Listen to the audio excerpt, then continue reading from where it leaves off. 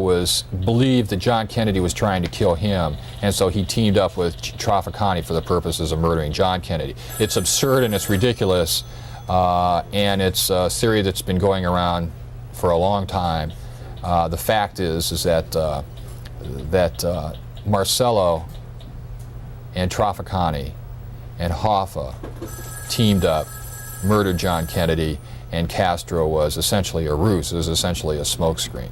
Was essentially a fall guy in that Oswald was supposedly loyal to him, when Oswald was really loyal to the underworld. What evidence is there that Marcello and Trafficani okayed the Hoffa hit, or ordered it by your lights? Hoffa was murdered in the midst of the church committee hearings. Buffalino had many deals going on with the Marcellos and the Trafficanis down in South. Buffalino was one of the few people who survived the 1966 to 1969 wars that were going on between the northern and the southern mob factions. There were the mafia families in New York and Pittsburgh and New Jersey and upstate Pennsylvania and Ohio, who were pretty much at war with a triumvirate which had been created down in the South. Santos Trafficani in Florida, Carlos Marcello in New Orleans, and Joe Bonanno, who had been operating out of Tucson, Arizona. Bonanno had been persona non grata since the Banana Wars that were going on in New York. He fled New York, set up his headquarters down in Arizona, after his son had placed contracts out on Carlo Gambino, Tommy Lucchese, and I think Vito Genovese, three of the members of the five families here, and three of the heads of the five families in New York. What's that clicking? It's a word processor. Do we want that? Is that? Do you hear it? Not bothersome. Oh. It's there, but it's supposed to be an office.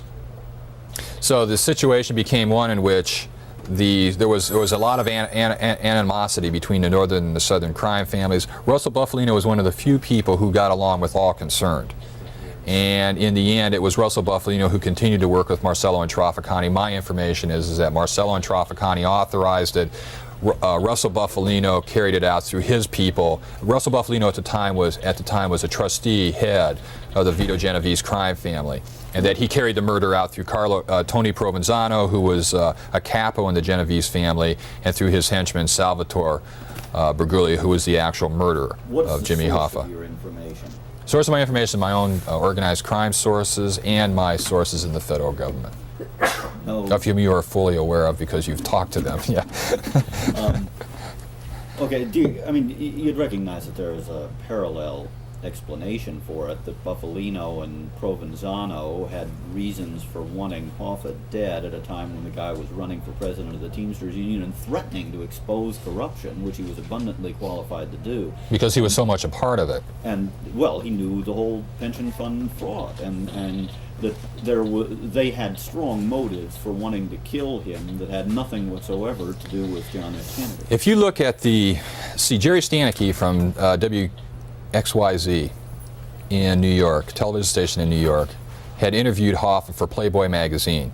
And the interview came out the month Hoffa disappeared. If you read that interview, the ongoing thread throughout the interview is the John Kennedy murder. That's what Hoffa's talking about. He's saying, no, Jim Garrison is a damn smart man. Because part of what Garrison said is very true, I think. And what Garrison said that was true in Hoffa's eyes was, that was the signal. What he said about David Ferrie was true. Hoffa was planning to talk about the CIA mafia plots. He was planning to talk about the John Kennedy murder. I sincerely believe he was. Then why didn't he? Because he was putting himself in a good negotiating position. He was dealing with the church committee hearings. We know that. We know that. He was dealing with the church committee hearings. Ed Parton told me he was. There was people on staff who told me he was. But he was doing it through his middle people. He was trying to maximize whatever he was going to get out of it. He wasn't going to stand up and just, shout at the top of his lungs that this was going on. If you read his book, the book he did with Oscar Fraley, The Real Hoffa, that came out, I think, just after his death. Basically, he was charging all these mob ties and everything else. Hoffa charging mob ties, is, calling the kettle black here. We were talking about a guy who had mafia ties, long-standing for, several decades. Hoffa was planning to go for the mother lode, and the mother lode was was the CIA mafia plots to assassinate Fidel Castro. And from this investigation of the Church Committee sprang the investigations of the John Kennedy murder, specifically the House Select Committee on Assassinations. But the mafia CIA plots against Castro had come out anyway by then, hadn't they? Or had they not? They didn't. Come They out were till the next starting to year? come out, and information was being developed. Remember, Roselli had testified, and then he was murdered in August of 1976, about a year after his testimony. Roselli, as I understand it, had not testified yet before the Church Committee. The mafia plot with the CIA. Oh, that had been known since was out of the bag. Drew Pearson wrote that story in 1969, and then Jack Anderson developed further in 1971. Jack Anderson is going to be the biggest advocate of Roselli's information that Trafficani and Castro had teamed up to kill. Anderson is going to blame Castro. Well, you have to understand the politics with Jack. The politics with Jack are, I'm going to say this on the record, I probably shouldn't, but I'll say this on the record. See, Jack shared an office with Irv Davidson, and Irv Davidson is the public relations man for Carlos Marcello. When Marcello went down in this FBI sting operation in 1979, 1980, it was Davidson who had introduced Marcello to the sting man, Joe Hauser. That must have endeared him to Marcello. Well, yeah, right, exactly. It's sort of a miracle that Davidson is still alive, but everyone knew that Davidson was so loyal to Marcello that it probably broke his heart that he had put Marcello in this position in the first place. But Davidson was Jack Anderson's chief source of information on this. Davidson was in business with Freddie Black, he was in business with Bobby Baker, he knew Johnny Roselli really well.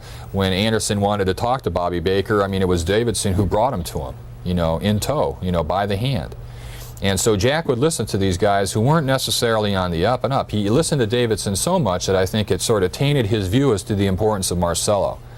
I told Jack about this, and then he finally started writing stories against Marcello. He wrote a column about Marcello saying, hey, he might have been involved in the John Kennedy murder, and the House Select Committee on Assassinations is saying it. And then he